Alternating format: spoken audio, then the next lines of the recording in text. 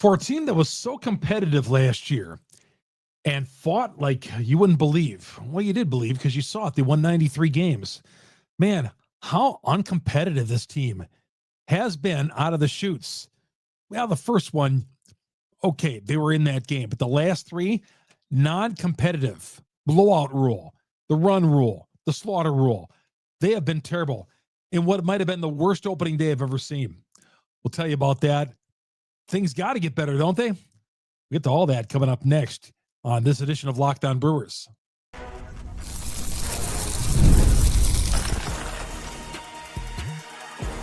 You are Locked On Brewers, your daily Milwaukee Brewers podcast. Part of the Locked On Podcast Network, your team every day.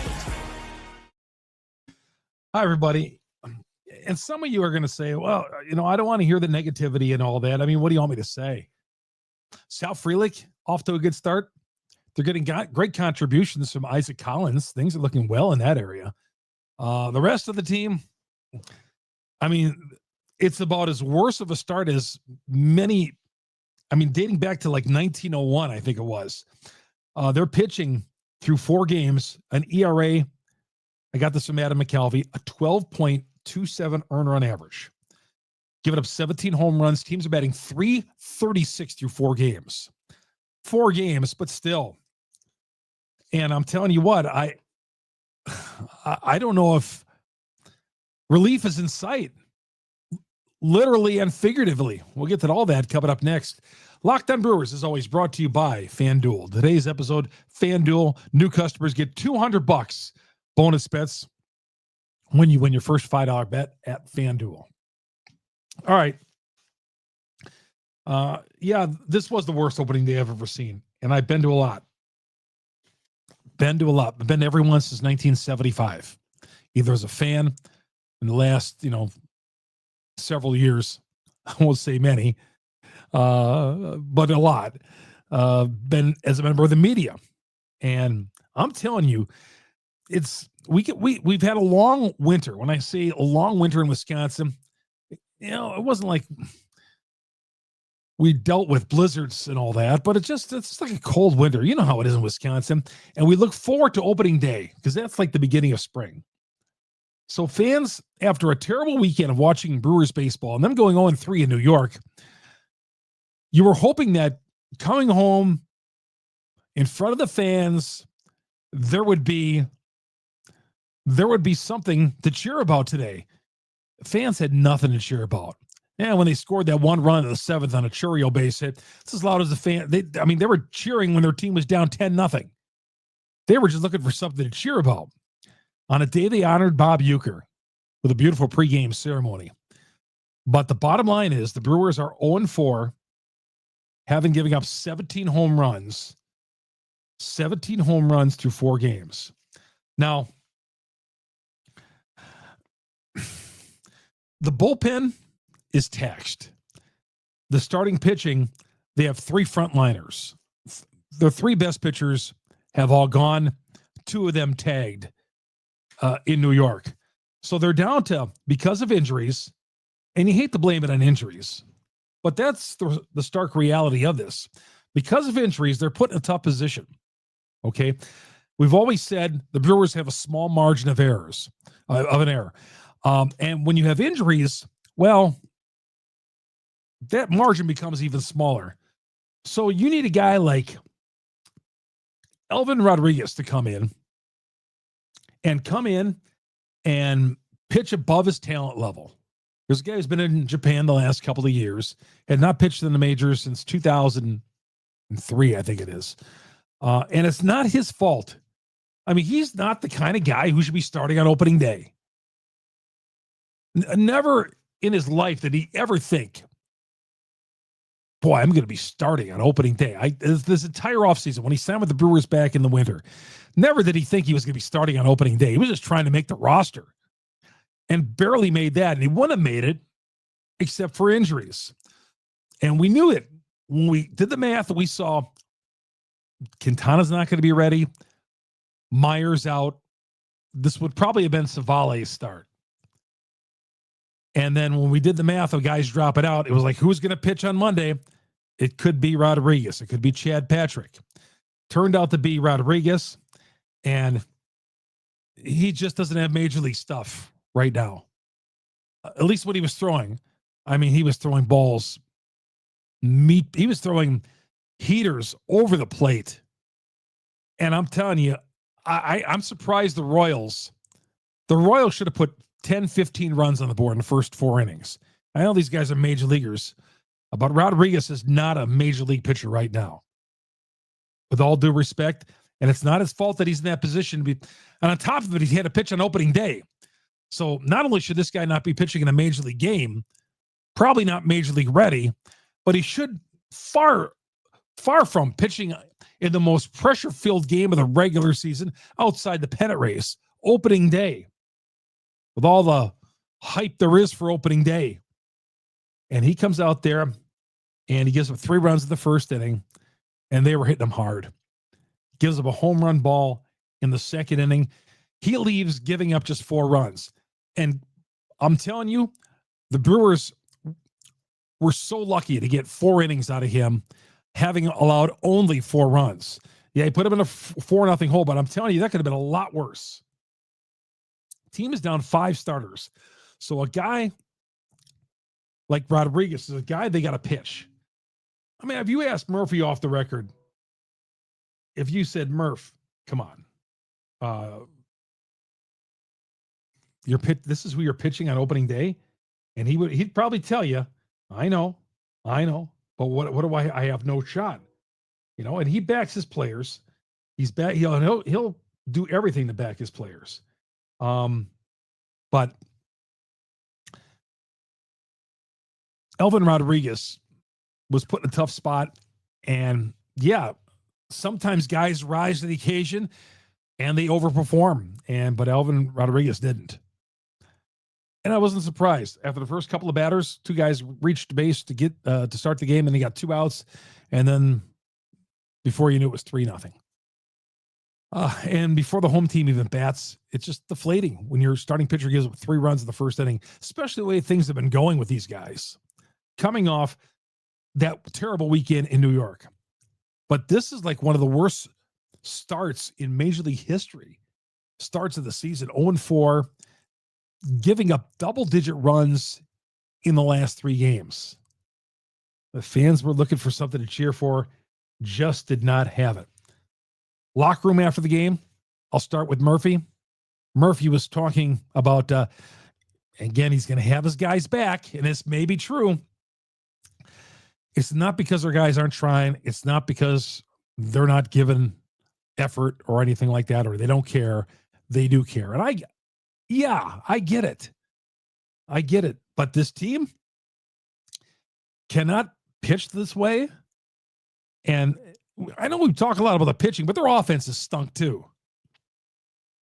Their offense has been pretty bad. I mean, their pitching, it's like a different guy in the bullpen gets shelled every day. They gave up 6 runs in the 7th inning.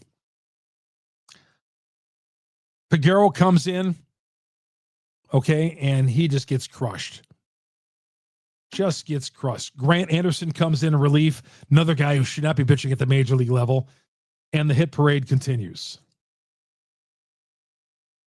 And it gets no better tomorrow. Chad Patrick will make his major league debut. Until they get some of these guys healthy, I'm telling you, I don't know where they're going to get some victories. I hate to think that way, but they're going to have to outperform their talent level. Let's face it, guys. We thought that game was gone by the 2nd inning. 4-0. They had no shot in it coming back from a down 4-0. Not the way this team is hitting. I'm going to throw some batting averages out for you. The starts of the season. Christian Yelich right now is 1 for 13. He's batting .077. Rhys Hoskins, 1 for 9, 111. Contreras, terrible start for him. 5 strikeouts and 14 at-bats. He's 2 of 14, batting 143. Joey Ortiz, 3 of 17 for 176 batting average. Chourio, 4 for 19, 211. Okay, you got 5 guys there in the starting lineup flirting with the Mendoza line. Garrett Mitchell, 3 of 12, batting 250. Turang is 4 for 15, 267. Only guy hitting is the only guy who's gotten on base every game is Sal Frelick. He's 4 of 6. He's batting 429. So, I mean, when you got guys, when you got 077, 111, 143, 176, and 211 in your batting order, I mean, you could have Don Drysdale and Sandy Koufax out there along with Greg Maddux and Tom Glavine. And you're still going to find it hard to get wins when you're not hitting that way. So, yeah, the pitching has really been focused on a lot, but they're not hitting either. Christian Yelich, after the game, we went up to his locker, talked to him. And Yelich is usually one of these guys, well, you know, we're just going to have to go out and get him tomorrow. You know, he gives you the old company line, which irritates me. But he didn't today. 0-4, and the way we're losing, unacceptable. We are better than that. It was great to hear Yelich say that. Unacceptable. We are better than that. I've never heard Yelich talk like that before. Someone from the media lobbed one in there to him, and I don't know who it was, about, you know, it was a question trying to get an answer out of him. Like, are you putting too much pressure on yourself or something like that? And he came back with, no, we're losing these games, unacceptable, and we're better than that. So I love it that Yelly's owning it. He's owning this bad start. But I'm telling you, when you're down your 3 and 4th starters, and you're pitching the Elvin Rodriguez's of the world, it's going to be tough to find a win because they're not exactly the 27 Yankees on offense. Sure, they led the majors in home runs down in spring training, but that's not them. They're not a ball-banging team like that. You know that. So they're going to have to need better starts. And when your frontline guys don't come out there and give you quality starts, you're in trouble. Because you're 4 and 5 guys, and we'll see how Chad Patrick does tomorrow. But you got to be able to put some runs on the board, and you need some quality starts, and so far, nothing. But down 5 starters, 6 if you want to include Woody. The bullpen, Piguero today, Piamps on Sunday. It's one guy after another getting shelled. There's others too. 47 runs to start the season. One of the worst starts in baseball history for our pitching staff. 47 runs in 4 games. I stole this from Kurt Hogue from the Journal Sentinel. I gave you the batting averages a little while ago. That was my research. But he wrote today, Yelich, Churiot, Contreras, Hoskins combined 8 of 55 with 27 strikeouts. So out of 55 at-bats, half of them are strikeouts. Not even putting the bat on the ball. They cannot afford to get into an April hole. We'll get into that coming up next.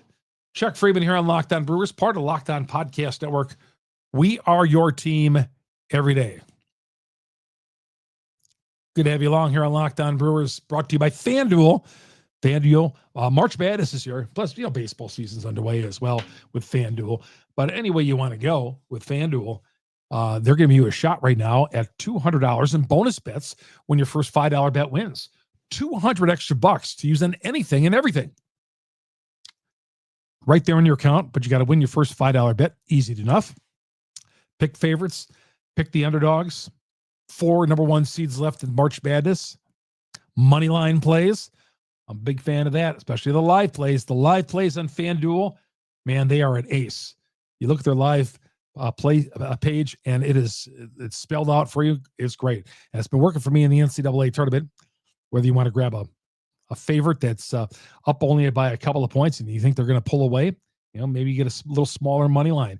You'll really get a nice money line if that heavy favorite is trailing in the first half or anytime. But fast and easy, simple to use. You get paid instantly. Visit FanDuel.com. Get in on all the hoops action and baseball action too from FanDuel. FanDuel.com. Chuck Freeman here on Locked On Brewers, part of Locked On Podcast Network. We are your team every day. Get us on Google, Spotify, Apple, wherever you download your podcast. We are there.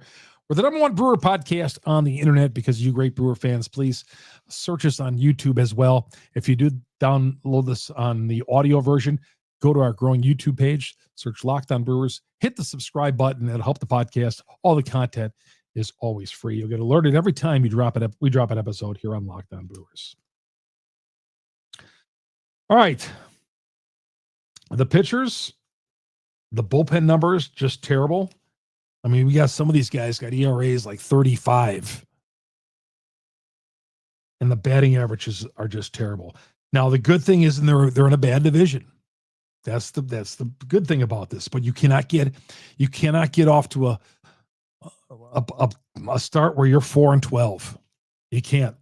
This team is not talented enough to bury itself in April.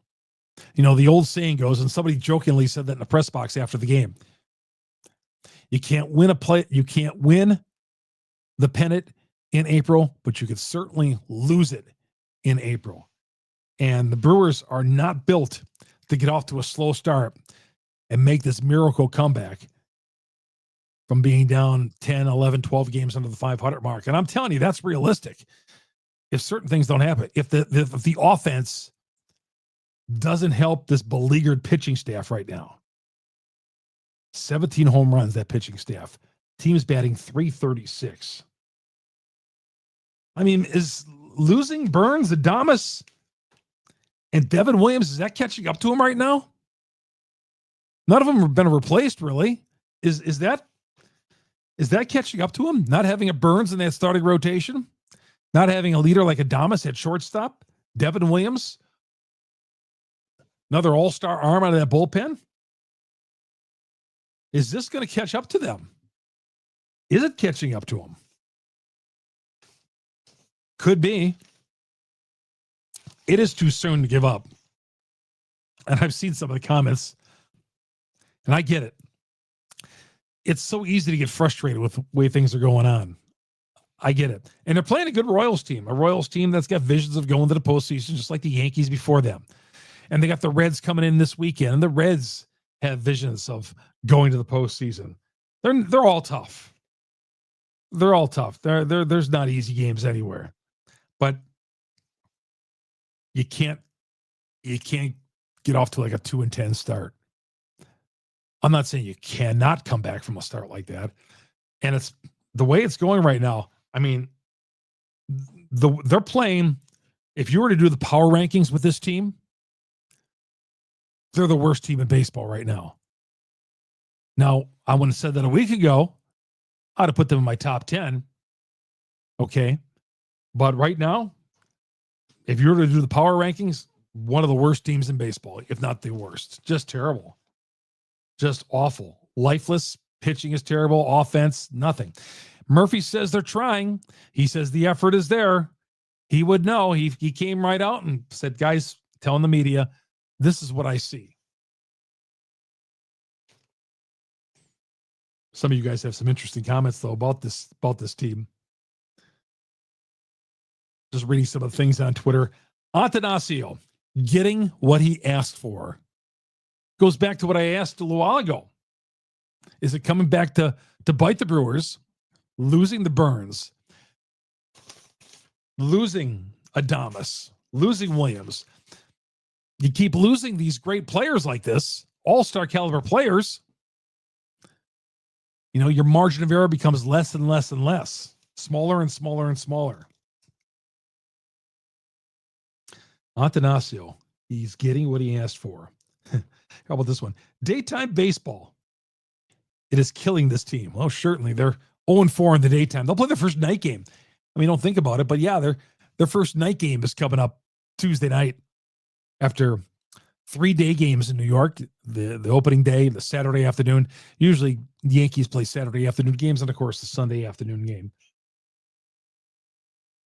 Man, just looking at these numbers. Pete Alonso. I saw this tweet. Pete Alonso broke the Brewers. Pete Alonso. Daytime baseball killing this team. I'm telling you. That was no fun at all.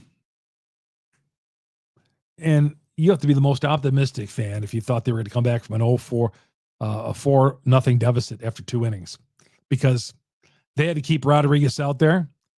I mean, Murph should have pulled him in the 2nd inning because he knew Rodriguez didn't have anything, but his bullpen is so taxed right now because all the other guys aren't doing their job. God, they need such a game from Chad Patrick on Tuesday. We'll get to him coming up next and look ahead at Tuesday. Is there a win in the books for Tuesday? Can we get a win on Tuesday? Is that possible? Am I asking for too much? Just one win going into the Cincinnati, or going into the rubber game then on Wednesday, and then Cincinnati coming up next. We'll get to that next. Chuck Freeman here on Locked On Brewers.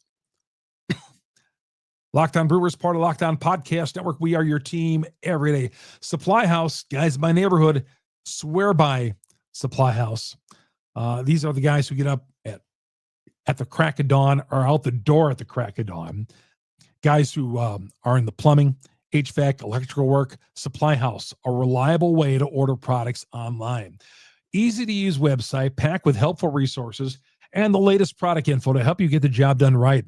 Inventory up to 200,000 parts, 400 plus top brands. You'll find exactly what you need delivered fast from coast to coast. And if you need help with the order, they got great industry-leading service professionals. You can talk to a real person. You're not going to get a recording to talk to and say, we'll call you back later. No, you'll talk to a live person. Trade pros looking for that extra edge. Their free Trade Master program offers exclusive perks, dedicated phone line, free shipping, discounts on every order. Thousands of skilled professionals are already taking advantage. Now it's your turn. Join the Trade Master program today, supplyhouse.com/TM. Start ordering plumbing, HVAC, electrical supplies with just a few clicks. Use the promo code SH5 for 5% off your first order. That's supplyhouse.com, supplyhouse.com. Down the stretch we come here on Locked On Brewers. And by the way, ran into a few fans today. Not only was I, when I was at doing the remote with Bill Michaels and the Bill Michaels show, ran into some fans at the bar today at 10 a.m. Doing the show there. Place was packed. And of course, walking into the ballpark today, ran into some more. Great. Took a few selfies with some of you guys. By all means, you see me at the ballpark, I'll be out there Friday. You see me, please stop and say hello. Even if it looks like I'm in a hurry, which I'm never in a hurry.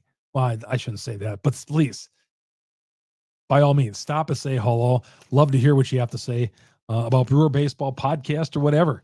Always up for chatting with the great Brewer fans. So like I said, by all means, please stop me. If you see me at a game at all, whether it's here in the next couple of days when I'm covering the game or Friday when I'm sitting in the stands. And I see another tweet here. They need to fire everyone on that coaching staff. And I wouldn't. Let's go a little extreme right now. How about Ricky Weeks getting tossed? He was defending the catcher, and he was defending Contreras, and Ricky Weeks got tossed. Ricky just trying to fire up his team. Just trying to fire up his team. That's all he was doing. Trying to fire up the Brewers. Ricky Weeks. I don't remember Ricky being that explosive as a player. It's pretty quiet his playing days.